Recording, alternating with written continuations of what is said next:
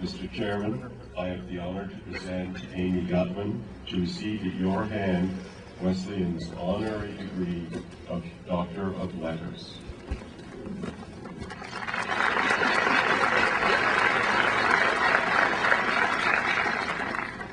Your work on democracy and public deliberation models the quality of inquiry and citizenship that liberal arts colleges and universities seek to develop in their students. By demonstrating how to conduct civil discourse on divisive issues, you have deepened our understanding of democracy and its capacity to address the most urgent questions of our time. As an internationally renowned scholar, as a teacher, and now as a university president, you have helped to realize the ideals of democratic education. Amy, Wesleyan is honored to award you its honorary degree, Doctor of Letters.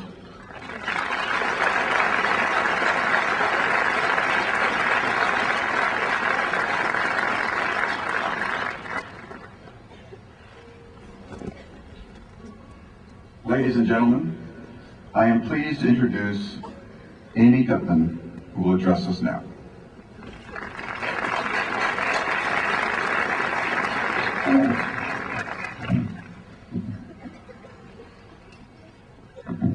Thank you, Chairman Dax, and thank you, President Bennett. Congratulations to the great class of 2005.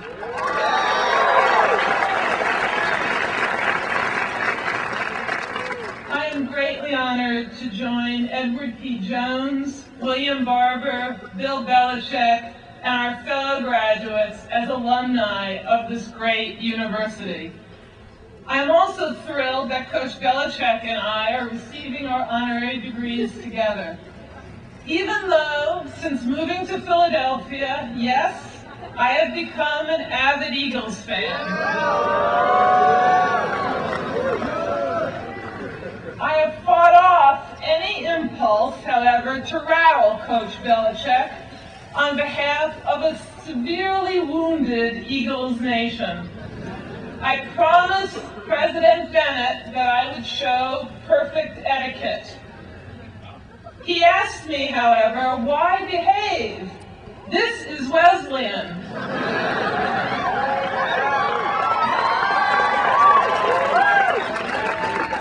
Thanks to the Wesleyan Argus, I know I am professionally challenged today, not to speak as an envoy from the ivory tower, but rather as a real person. As the Argus editorial so tactfully lamented, we wish we had someone really prepared to send us into the real world and usher us out of our academic past. On the list of preferred commencement speakers, this means that I trailed such real-world emissaries as Oprah, as William Sapphire, and even Kermit the Frog. But there is hope. Last I checked, I was comfortably ahead of Miss Piggy and Paris Hilton. Well, Paris Hilton anyway. In all seriousness, my fellow graduates, the academic world is part and parcel of the real world. Yes, it is. Thank you. Outstanding Wesleyan faculty have sharpened your minds and strengthened your character. And your fellow students have taught you equally valuable life lessons. So, as the poet said, instead of saying all of your goodbyes, let them know you realize that life goes fast. It's hard to make the good things last. You realize the sun doesn't go down. It's just an illusion caused by the world spinning round. Graduates, you know where this comes from. The faculty, I bet, doesn't. Many years from now, your children may ask you, who was your commencement speaker? And you'll reply, don't remember her name, but she quoted Flaming Lips. You are leaving Wesleyan, seriously now, with the strength of mind and character to become engaged citizens and wise leaders in our democracy. Today I want to talk about the most important quality that our democracy needs more, and more than ever before. It is an attitude, an emotional as well as intellectual attitude, that can be summed up in 2 words: mutual respect. Mutual respect is not about walking on eggs, yes. It's not about walking on eggs, and it's not about playing down differences. Rather, it is about giving serious consideration to our differences and disagreements and working through them. It is about pursuing common goals in a constructive spirit of engagement, even when many differences remain, as they always will in a democracy. Mutual respect is the lifeblood of democracy. It allows you and me to pursue our own happiness, also for the benefit of our fellow men and women. It allows even fierce adversaries to seek common ground. Think about the champions of democracy and freedom: Mahatma Gandhi, Dr. Martin Luther King, Lech Walesa. They hated unjust laws and institutions, hated them, and they fought with all their might to overthrow them. But they never acted hatefully in confronting their adversaries. Alas, these are not the best of times for mutual respect. We are witnessing a steady erosion of respect for the opinions of others and for the institutions and democratic traditions that have helped to safeguard life, liberty, and the pursuit of happiness. The signs of disrespect are all around us: in the ferocious assault on the judiciary, in the shrill debate over Terry Schiavo, and worst of all, in the hateful ad hominem attacks that issue daily from the radio and TV talk shows. We are living in a smash-mouth culture in which extremists dominate public debate to the point of hijacking it. You cannot have a reasoned discussion about abortion when one side is slandered as baby killers and the other side is smeared as religious wingnuts. It is hard to pursue a reasoned debate about the Iraqi war when opponents of the war are accused of treason and the President of the United States is compared to Hitler. And even more recently, when a Republican senator attacks Democratic senators and by comparing them to Hitler because they want to continue to filibuster. Reach across the aisle, pursue collaborative solutions, or explore the shades of gray on any charged issue, and you are likely to be ignored or dismissed as indecisive.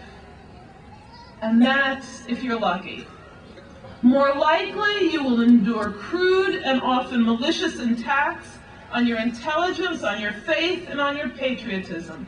You may even face death threats, as did Judge George Greer after his ruling in the Schiavo case. What a waste of the privilege of living in a free society. Do not get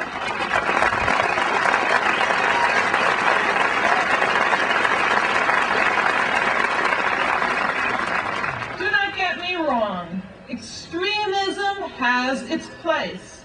If you are confronted with a pure evil or an absolute injustice, do not compromise. Confronted with slavery, call in the abolitionists.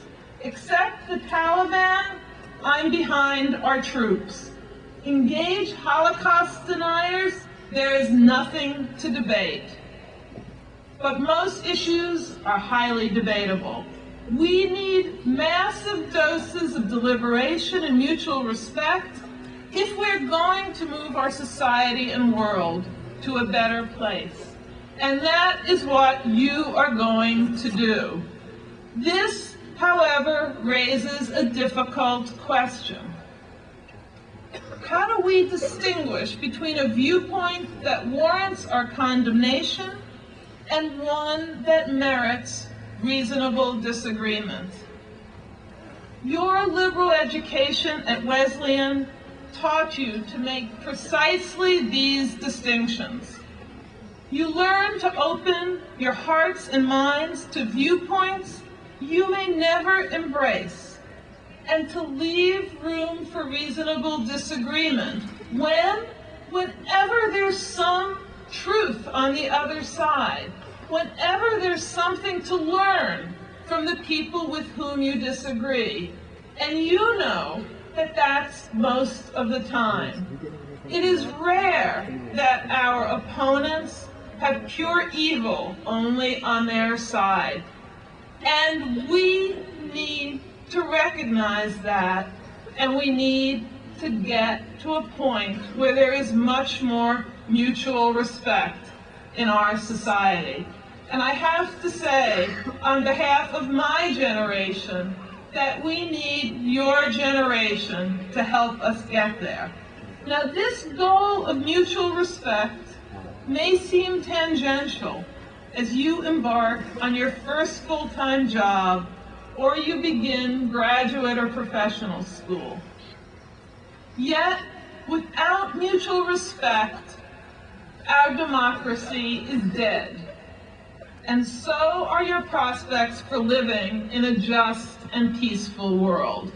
With mutual respect, you can lift society to a higher ground anywhere, from Cape Town to Middletown. Think about this country's beginnings. Think about the debate over the U.S. Constitution. It is easy to forget that the Federalist argument stimulated robust and respectful debate in the form of opposition letters that appeared in newspapers throughout the land. Anti-Federalist patriots such as Patrick Henry, George Mason, and John DeWitt feared the impact of a strong central government on individual liberty and the power of individual states. The anti-Federalists deliberatively engaged the arguments of those who supported the idea of a strong national government that was embodied in the new Constitution. And the Federalists replied. Many points of disagreement remained. It took a civil war to settle the question of slavery, a disease that Edward P. Jones described so brilliantly in The Known World. Other disagreements persist to this day, like the size and role of government in people's lives, about which William Barber has written so eloquently. Still, the deliberative debate between the Federalists and the Anti-Federalists was incredibly fruitful and successful. It led to the adoption and ratification of the Bill of Rights. Can you even imagine life at Wesleyan University without the First Amendment? Indeed, recent Wesleyan history includes shining examples of respectful debate that led to tangible change.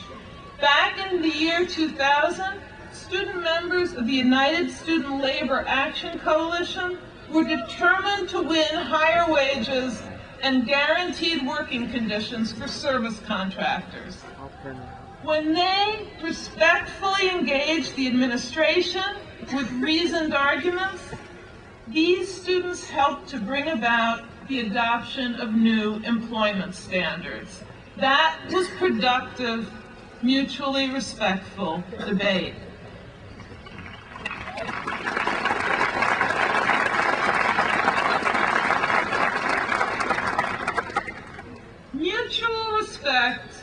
can even make miracles happen, and I can attest to that.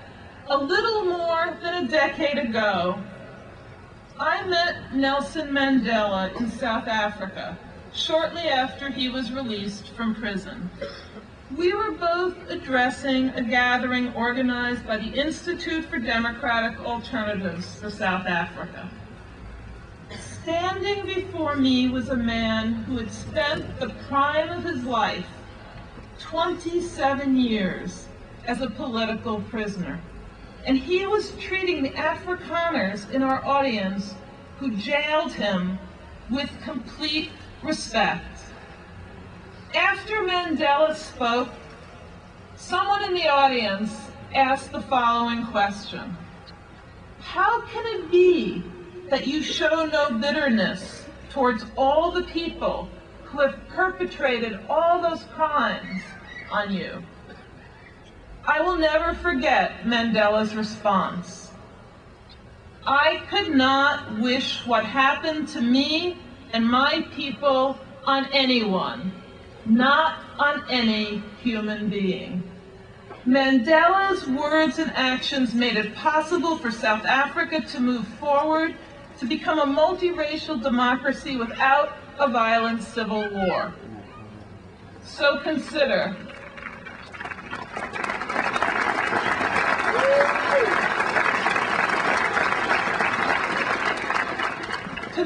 this. If mutual respect is possible even under such trying and explosive conditions, then why is it so hard for us to respect one another under so much more fortunate conditions? Alas, the average poll-watching, risk-averse politician will not replenish our democratic soil with vision and respect, nor will the average radio or cable TV talk show host. But you can revitalize our democracy, and you must. You absolutely must. Yes, you have your work cut out for you. As someone who preceded me here on this very spot observed, the world today is embittered, frustrated, and to an unfortunate degree dominated by fear. These words were delivered by United States Supreme Court Justice Earl Warren to the Wesleyan graduating class of 1954, the year in which Warren wrote the landmark ruling in Brown versus Board of Education. It was a terrible time in this country. McCarthyism and paranoia raged throughout the land, but Justice Warren called on Wesleyan graduates to pursue a deeper understanding of all people and all cultures. Today, I call on you, the great class of 2005, to follow Warren's and Mandela's example. Make respect for one another your basis for pursuing a higher level of happiness and a deeper understanding of this troubled but wonderful world. A 1967 New Yorker cartoon. 1967 was before even I started college. Let me tell you about this New Yorker cartoon. It shows a stately couple about to begin their dinner. The husband, of course, is already seated. His wife is holding the phone. She tells her husband, "It's our Oliver, calling from Wesleyan. He wants a greater voice in something." That was 1967. Some things don't change.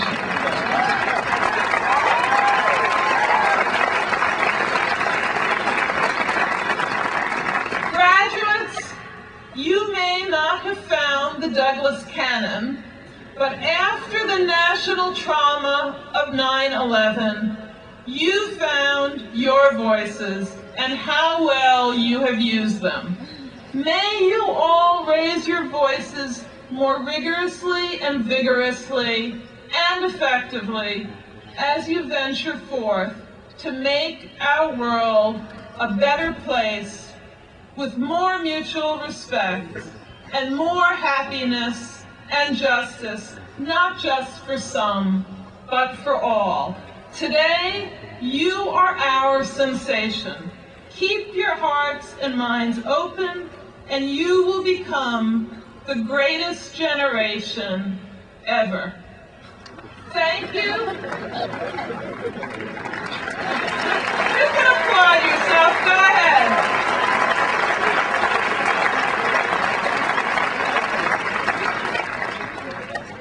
While you're applauding, you've got to thank your parents again for making it possible for you to be the greatest generation ever.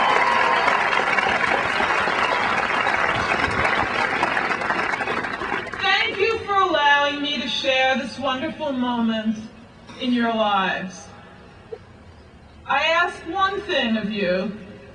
When you and I and all of us graduates of the class of 2005 gather again on this beautiful campus for our 25th reunion in 2030, let's meet at O'Rourke's Diner for a lively chat.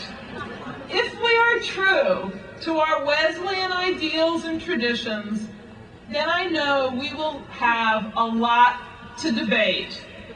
In the meantime, congratulations, and with all due respect, Godspeed.